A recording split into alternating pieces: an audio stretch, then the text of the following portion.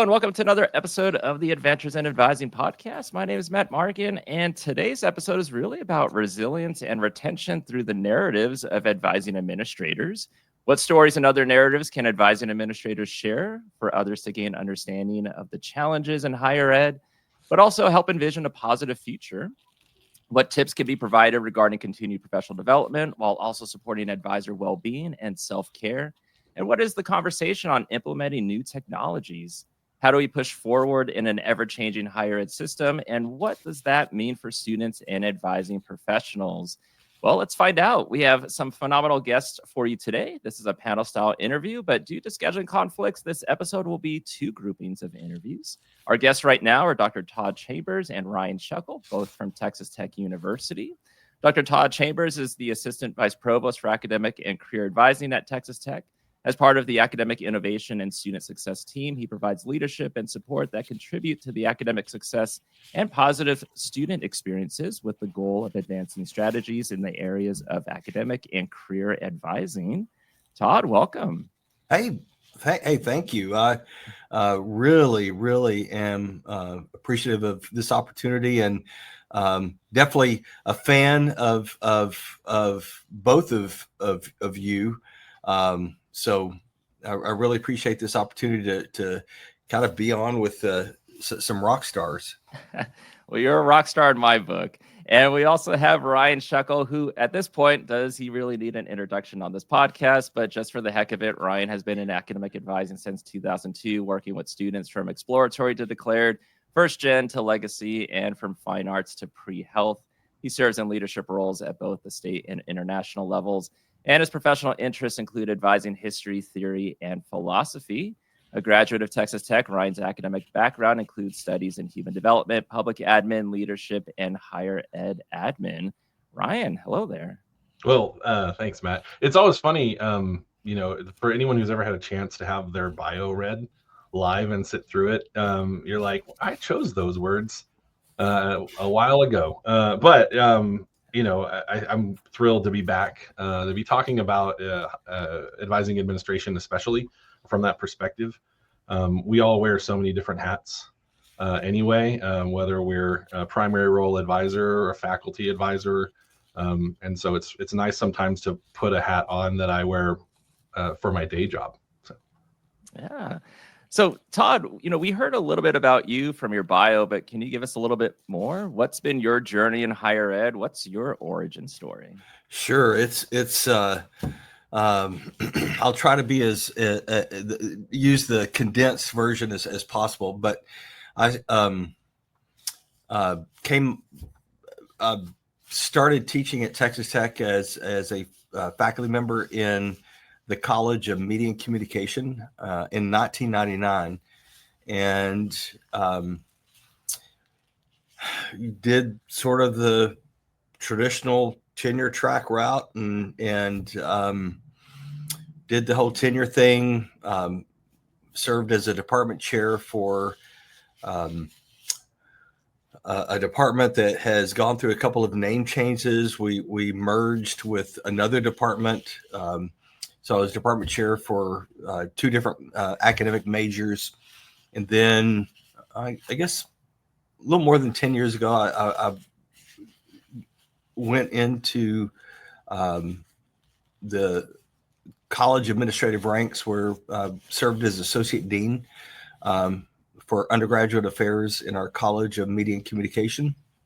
And then just 2.5 years ago, I guess, stepped into this role, which was a newly created position at Texas Tech to serve as an assistant vice provost for academic and career advising. And so the journey has been where,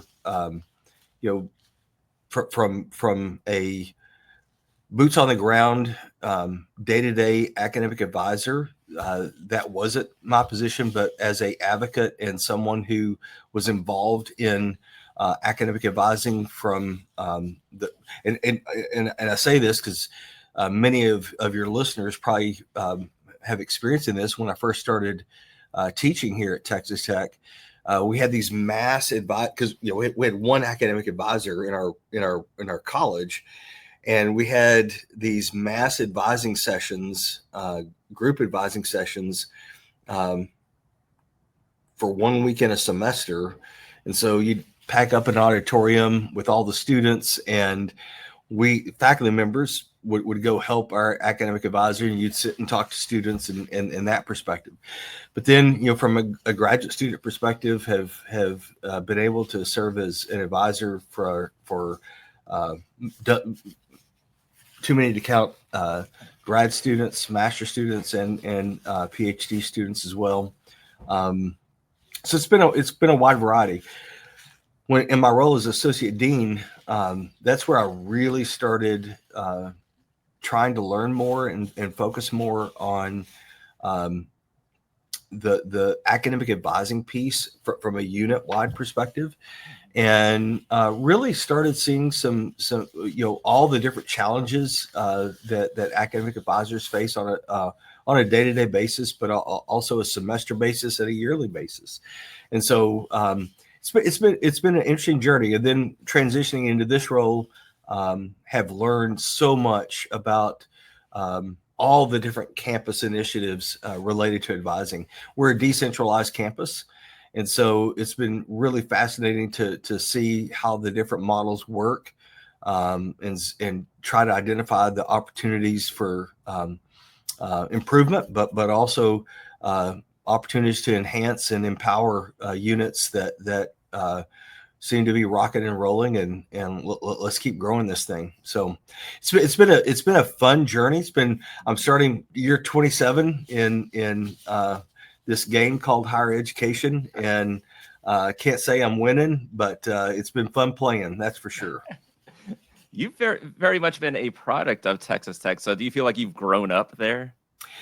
Yeah, I did my undergrad here, and was a 4-time degree changer, but it was all in sort of the area of media and comm,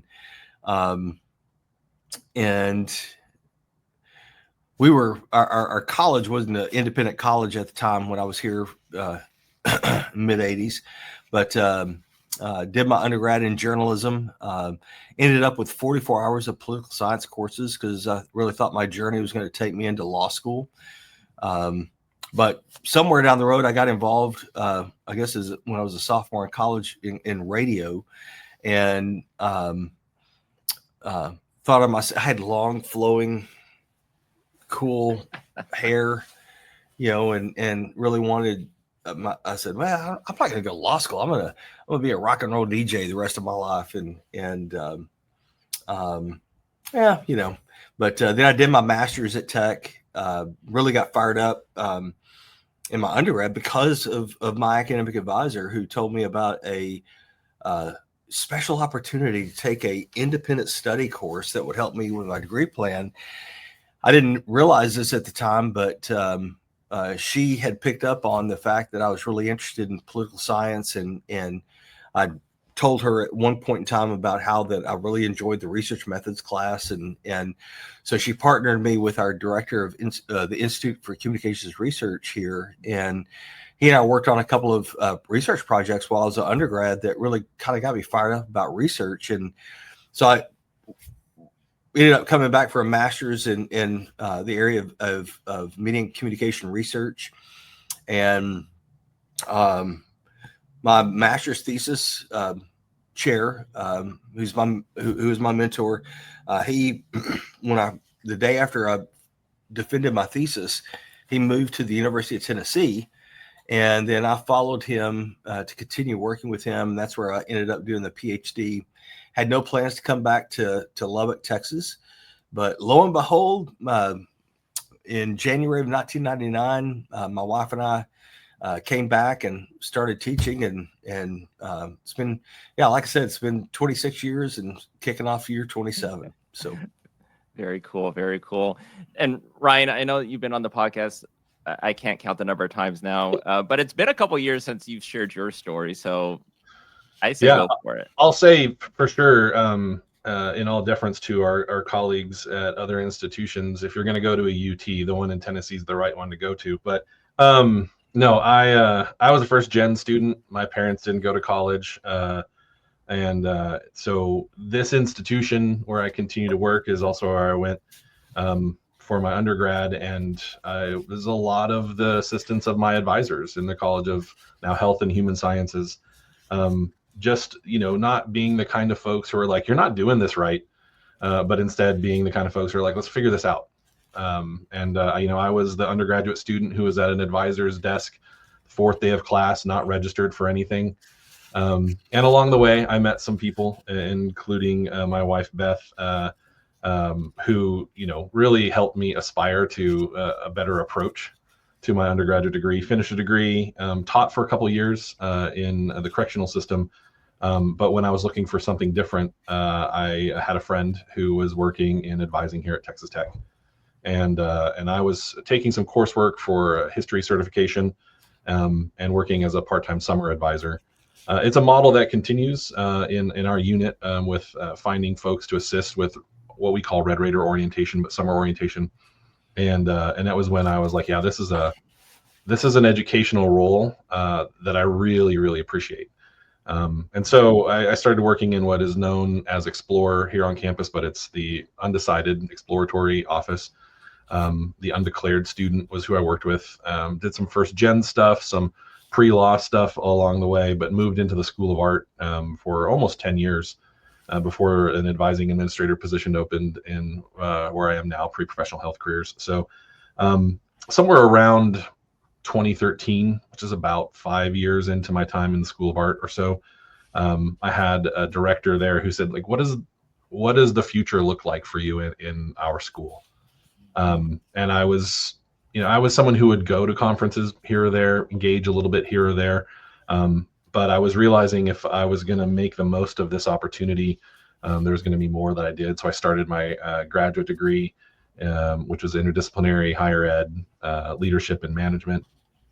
And then started being involved more in conferences, both, of course, the international or annual conference, but also state conferences and that sort of stuff. And so got involved really heavily in 2013 of doing this all the way as a professional and aspirational role.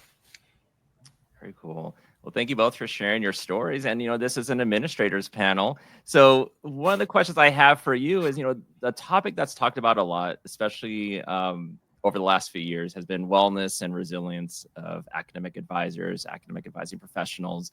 So from your respective levels of leadership and administration, what do you believe are some of the maybe key areas that you all do or should subscribe to that would support the wellness and the resiliency of, academic advisors and your staff? So whoever wants to start that. I'm gonna let Ryan kick this off, and because I think he does a marvelous job watching him. I think on a day-to-day basis. Sure. Well, I appreciate that. The thing that I can say from, like, I directly supervise advisors, right? Recognizing that Todd's role is different and their administrators' roles are different. The ways that you affect the advisor health and well-being, retention, resilience conversation is going to look really different. I have a day-to-day opportunity, maybe a moment by moment or student by student opportunity to be a bit of a buffer, to be a sounding board. As what people might think of as a personnel manager or something, that role as for an advising administrator cannot be understated. And I think it's important to note that I pursued an advising administrator position not for that reason. I pursued an advising administrator position as something personal, part of my development, part of my journey. Knowing, what my colleagues in other advising roles were going through, what I went through as an advisor, sure, having that context. I certainly wanted to work with a team, not be an advising office of one anymore was part of what I talked about when I was pursuing this role. But I didn't fully understand the value of a good manager, somebody who can just be there in the moment, to be responsive, to provide context and perspective, to help people who are going through the ups and downs of human information work, to just be okay with it. I think there are folks right now who are having experiences as advisors, and they have their walls. maybe they have the next student. Maybe they'll have a chance to talk with somebody across the hall who doesn't really do advising, but kind of gets it. And I just, over the nearly 10 years I've been in my position, I've come to really appreciate the day-to-day role advising administrators can play to be helpful. Certainly I make decisions from time to time about allocation of resources, attention, priority, that can help foster advisor wellness and well-being, which hopefully would lead to retention and them feeling like they can persist in this role. And that'll be things like, how many people are going to do what, when are we going to do it? Are we going to take this on right now? I have a little bit of a gatekeeper kind of role as well for like the organization's resource management to some extent. But I think in a third way, the way that I can influence this advisor wellness conversation is to make sure it's always upfront as a priority. There's lots of ways that people can feel valued and included, the ways that they can take care of themselves, the way we can take care of them as an institution. And it's not ever going to be just one, but I can tell you as an administrator, if it's not at the top of the list, it's going to be hard for the other priorities to be reached. And so, just maintaining a sort of a philosophy of advisor wellness, and advocating for them when student activity, institutional dynamics aren't advocating for their own wellness. Just a simple example is we had a change in schedule because of weather on an orientation day, and things got pushed later because of a safety delay, which I appreciated. But I had to say just outright, I know this changes your schedule. Don't skip lunch. Just something simple like that. And I could have said, let's push through this and let's get it all done. And I was like, but wellness is going to be a top priority for me, and making sure that they feel that they can do this work, that they can be their best, and not get burned out has multiple implications on the individual to the organizational level. Yeah, and I want to echo, from an organizational perspective, I know one of the things that what we are trying to do at Texas Tech University, but of course you go to NACADA and you go to other conferences, obviously mental well-being and just well-being in general is such an important topic, and has been for a while now. But what Ryan said, I think is very important, because I think it's at the organizational level, it's easy to say, all right, so we're going to do some programming and some workshops for, hey, here's some well-being techniques. We're bringing in a guest speaker for a lunch and learn to talk about this, and here's how you can do this. But I think what Ryan said is so important that we all need to remember, is that it's just be present and listen. I think that's the very first step in what we do. Doesn't matter if it's coworkers, colleagues from that perspective. Doesn't matter if you're the director or an associate director. Doesn't matter if you're the provost or an assistant vice provost or vice provost. Just be there and be willing to listen, because I think that's one of the things I've found in this position, learning pretty quickly. Overall, looking at across the data of all of our academic advisors, how diverse and how all the different backgrounds that people have, how long someone has served in advising versus another person who's been in the role for 25 years or so. And one of the things at Tech, and I suspect this is very similar, looking at how many of our academic advisors have credentials of some kind, whether that be a master's degree, it's a industry certification, PhD and EDD, and looking at that, and then being able to celebrate that with them, and make sure that their story is told up the chain. I think I think that's one of the things that from a personal perspective is one of my priorities, is to make sure that our successes as advisors and as an advising community at Texas Tech, making sure that's present and in front of the provost, in front of the president, and hey, here's what our advising community, because I think things like that can help that feeling of like, hey, someone's paying attention to what we're doing, because what we do is extremely important in the student success piece. But I think in Matt, you've talked about this before, but I know Ron has researched this, and you look at the history of advising, and again, I think about my experience where there's one advisor, and that advisor wore a lot of hats, and they still do. But now then we've evolved into a higher education culture where we have teams, and so the challenges are not just personal; they're interpersonal from a mental well-being. So what happens to one team member can impact the entire team. And so you also have to think, all right, so what can we do from a mental check on the individual, but you've also got to think about what can we do to help build up the team as well. And then you spread that out across a large campus, and you're trying just to, trying to create a culture, you're trying to change a culture, you're trying to do all those, but you still have to make sure that those individuals are taken care of. You have to make sure those individuals are heard, and that their needs are being met as best as you can.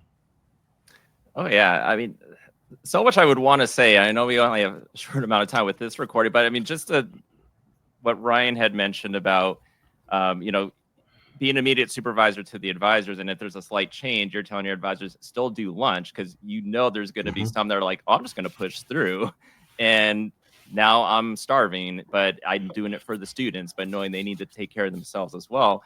But Todd, I appreciate when you're talking about moving things up the chain, because so many times you'll hear from other individuals, I'll hear it at conferences, it's always things just trickle down the chain and nothing gets reported back up regarding the successes of the staff that are on the front lines doing the work. But also you mentioned about like making sure you're taking care of the individual, because if you're at a party and everything's positive, one individual can suck the energy out of a room, but you never know what that person's actually going through. So it's always good to check in on the staff, on your individuals. But kudos to both of you and your administrator roles in doing that work to help your staff, which also then helps the students, which I think is a nice transition to this question. Student success. It's a term that's a buzzword that's used quite a bit. But for students to be successful, we try to look at what their needs are.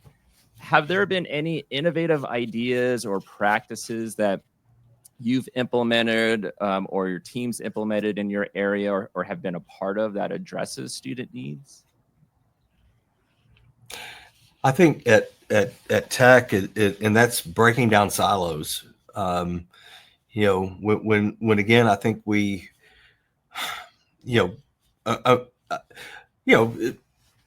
just like any historical timeline, I mean, we could look at so many different things, industrial revolution, all this stuff, but you look at the evolution of higher ed, and student success had always been in all these different buckets.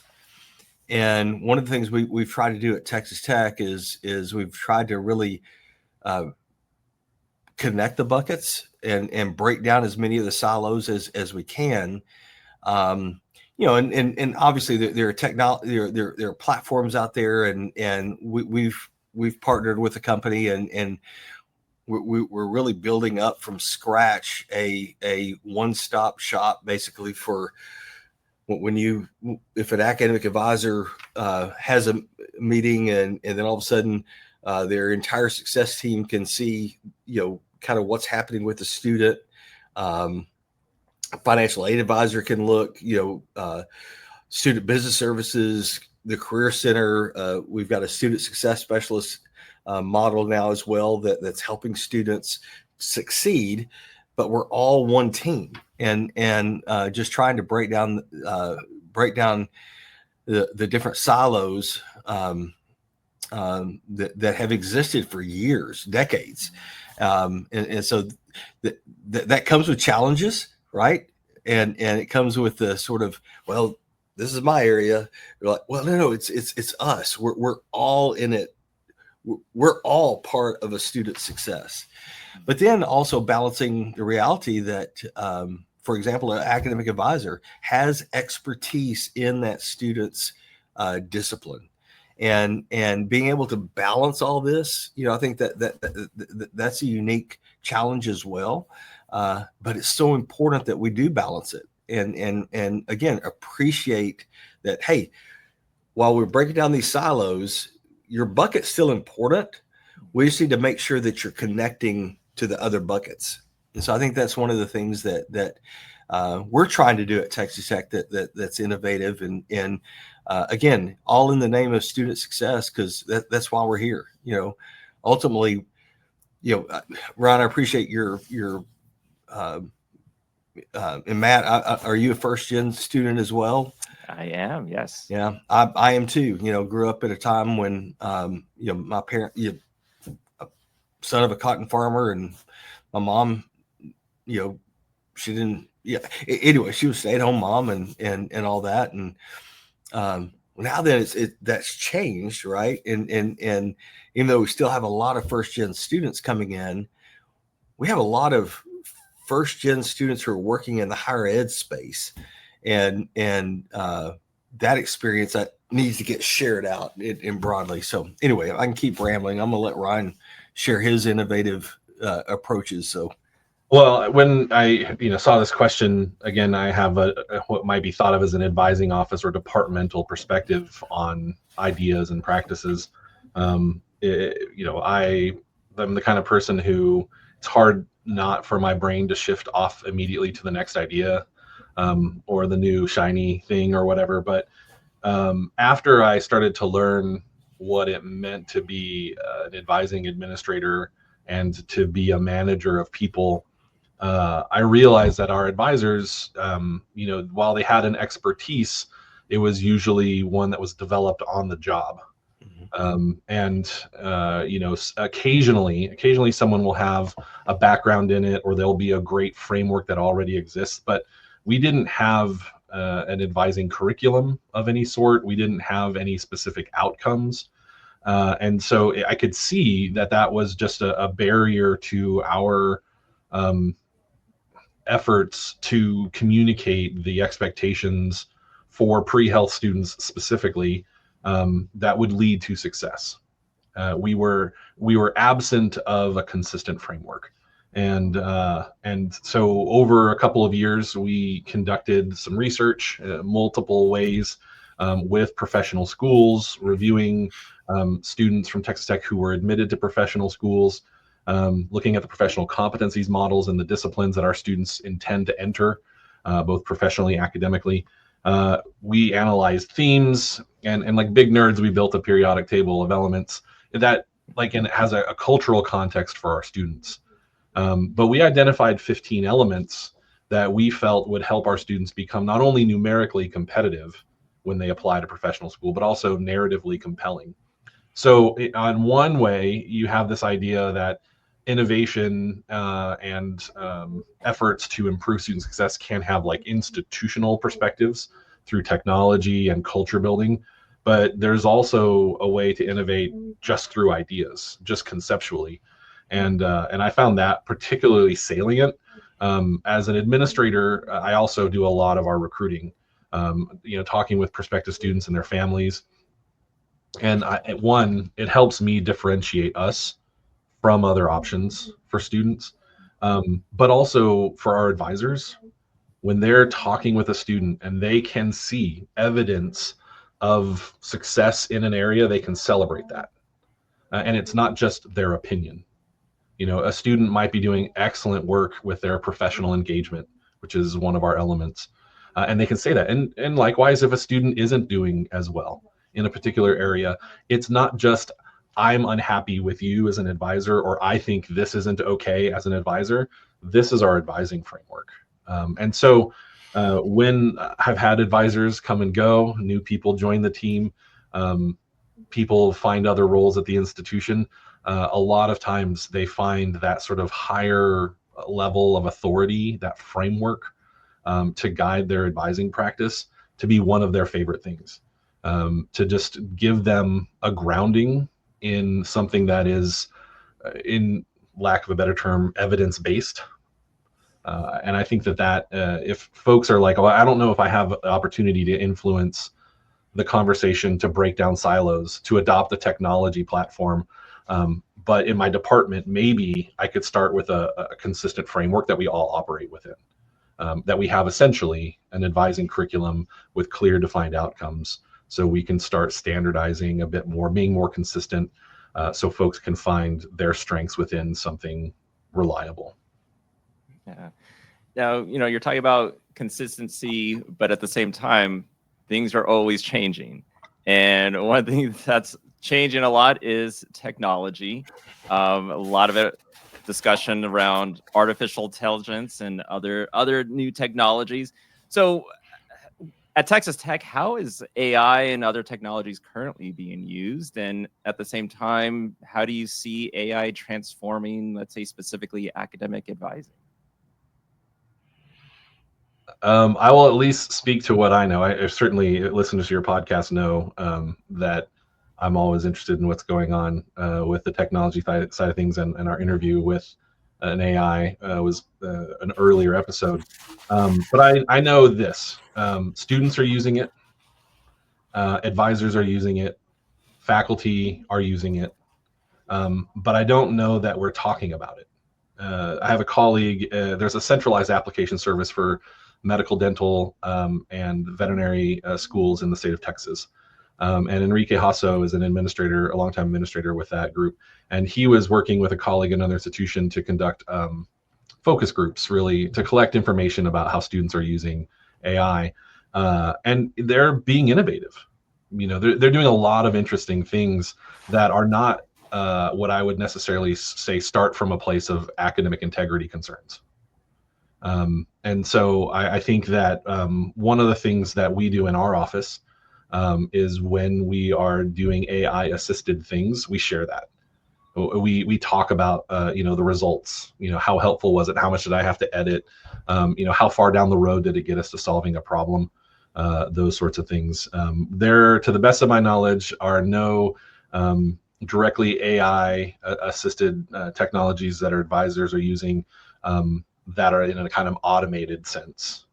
We certainly have technologies we use, and so from a departmental approach, our technology and AI specific conversations are open. They're, I guess you would say, they have a little bit of skepticism, but they're not negative. They're evaluative. We're trying to take a critical eye for what can be beneficial, but also what are some of the risks, particularly for our students, and those sorts of things. But yeah, we talk about it, and we share ideas, and when we learn something, in particular, we really like to have that as part of our culture in the office, is to share our learning with each other. Man, I'm going to have to do this. I'm going to have to go back through your podcast and a year ago and perhaps 18 months ago, listen to different guests that you've had, and when a question about AI comes up. And I think 18 months ago, we all would have been like, oh my gosh, what? And Ryan's exactly right. I know at Texas Tech, we're talking about it. And I know at the institutional level, there's been, for 2 years, we've been talking about the developing of and enhancing chatbots and to help answer student questions, from a 24/7, so on and so forth. But one of the things we've learned is that AI is based on what information it can pull, and so yeah, you can trust your organic. You can trust a chat bot to come in and say, yes, please search all the web pages available at your institution since 1996, and it will do a great job pulling a lot of different information in there. So I think one of the things, especially from that chatbot perspective, that we've all got to be really cognizant of is it is that input. What is the app? What is the AI pulling from to provide you with that information? But no doubt, our it's where our students are, and at the institutional level, we are talking about how do we talk about this. We've got sessions. We've got an office for advising excellence here at Texas Tech, and it's focused on building community, but also professional development opportunities for our academic advising community. And we've got AI segments scheduled. And to talk about kind of how we are utilizing it. But it's at Texas Tech, we're trying to move as fast as we can with it. But again, just with all the different options available, sometimes it's difficult to keep up. But no, the conversation is happening, and I think it's everything from chatbots to how do we utilize this, not to be efficient from an efficiencies perspective, but to think about that question when a student at 10 o'clock at night has a question and there's no one to answer the question. Mm-hmm. I think that's the piece that we always got to remember with everything. What does a student see? What is their perspective? It's not our perspective. It's what that student perspective is. And so I think my hope is we're all approaching it that way, so. Well, and one of the things I'll note, I'll remind Dr. Chambers about the Office of Advising Excellence, and his role is relatively new, as he's mentioned, at our institution. They launched in the fall semester 2 advising certificates for our advising community. One of them on holistic advising as a concept to inform practice. The other one was AI in advising. And so it's evidence of the role that technology plays in the work that we do. Some would say advising work is mediated by technology, which has its own effect. But the decisions made at the institutional level about priority and programming, including this idea that students are whole people, and that technology has an effect on all of us, is evidence in that.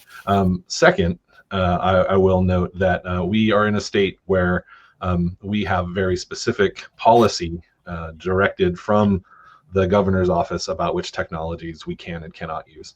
And that is its own kind of mediation on the nature of advising practice as an educative effort. Yeah, so definitely trying to maneuver around a lot of that, but it seems like a lot of proactive stuff going on as well. So great job for that. Now, I know you don't have a crystal ball. However, I'll still ask this question. The future of academic advising, given the evolving landscape of higher ed, everything from enrollment cliffs to budget, what do you believe are maybe some of the biggest challenges, or even the opposite, biggest opportunities for academic advising?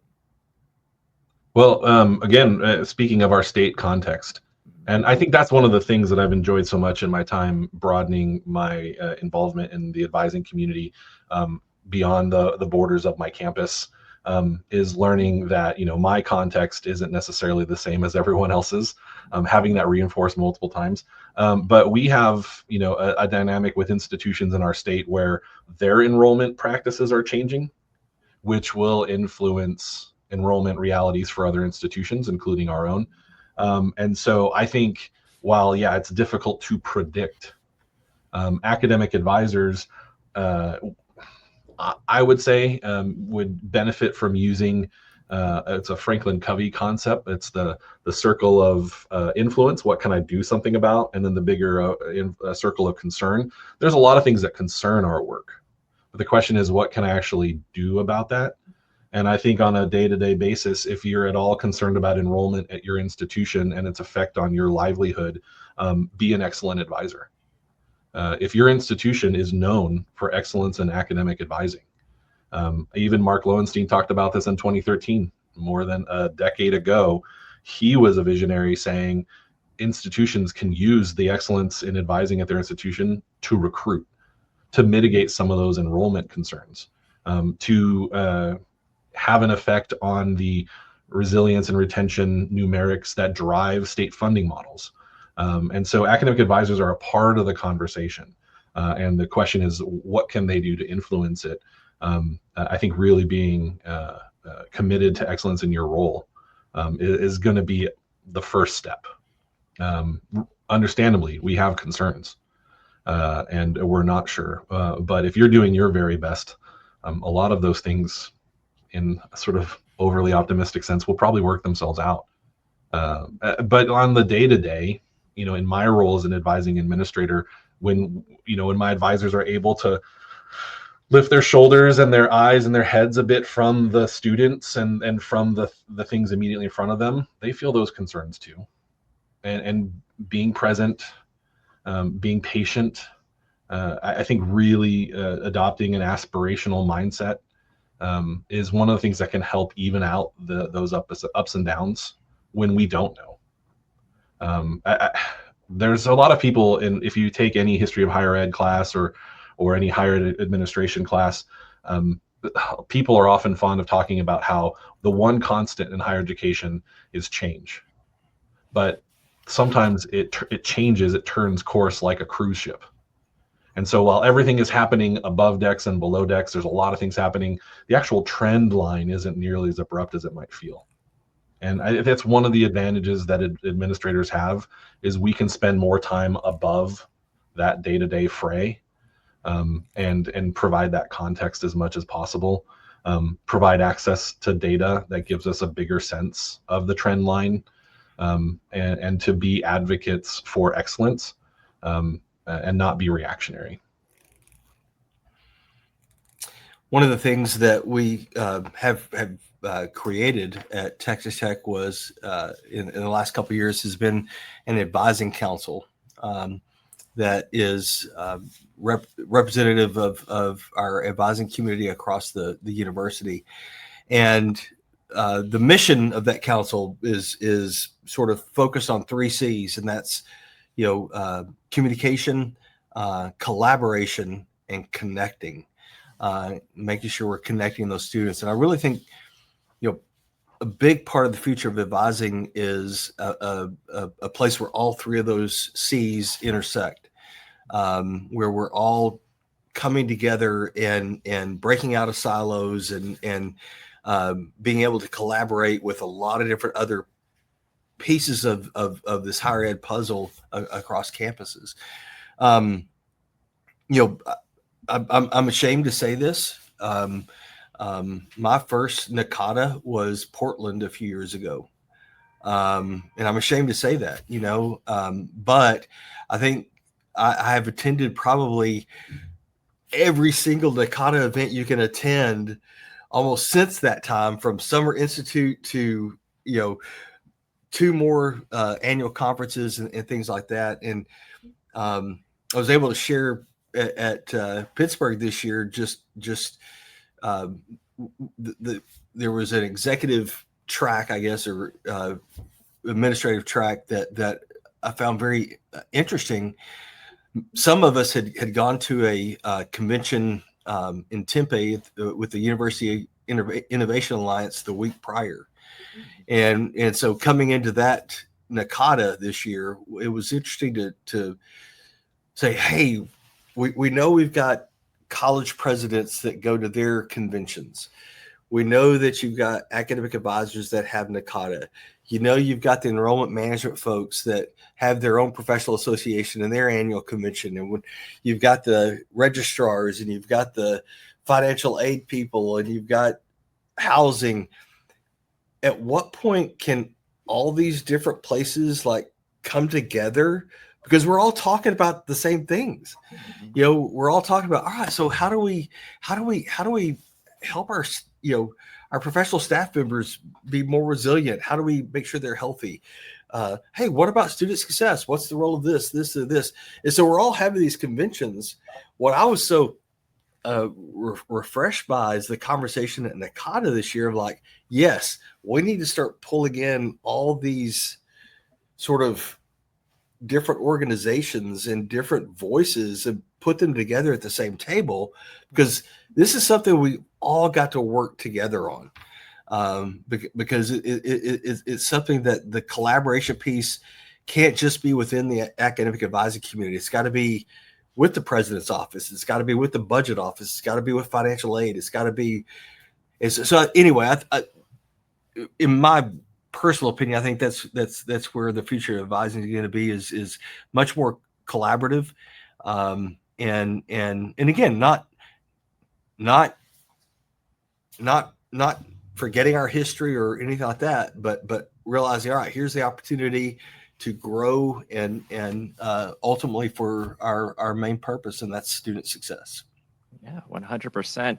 Now, you mentioned Portland being your first NACADA annual conference. Did you have a good time? Did that help you decide to go to the future NACADA conferences? Heck yeah. Are you kidding me? It was all because of the conference co-chairs too. Oh, really? Oh, see, I knew it. No, it was wonderful. You know, in my history as associate dean, we had, we all know this. I mean, funding for travel can be, you know, it's something that all institutions face. You're like, all right, can we do it this year? And one of the things we tried to do in Media and Comm was to fund academic advisors to be able to go to a NACADA, you know, to go to a regional conference, to go to the national conference, to just to try to get us in that midst. So it wasn't like I was unaware of NACADA. I definitely was aware and tried to incentivize and things. But that's another thing we've tried to do with our Office for Advising Excellence. We've got a provost that is 150% supportive of academic advising, and I have yet, of course, Ryan, you know, Ryan's going to go, whoop, you know, but I've yet to go. It's not we don't have unlimited resources, but I've yet to go and be told no. We'll figure out a way to get our academic advisors to a conference like NACADA. We will find a way to make that happen. Our Office for Advising Excellence, we, you know, fund professional development grants every semester, you know, and so hopefully we're incentivizing that culture here at Tech. So. Hey, well, that's a perfect way to end this interview on such a positive note. And this has been a fantastic discussion between the both of you as administrators in your respective levels. I know listeners probably have gained a lot from what you've said. So I really do appreciate Todd, Ryan being on the podcast today. Thank you so much. Thanks for having us, Matt. Thanks, Matt.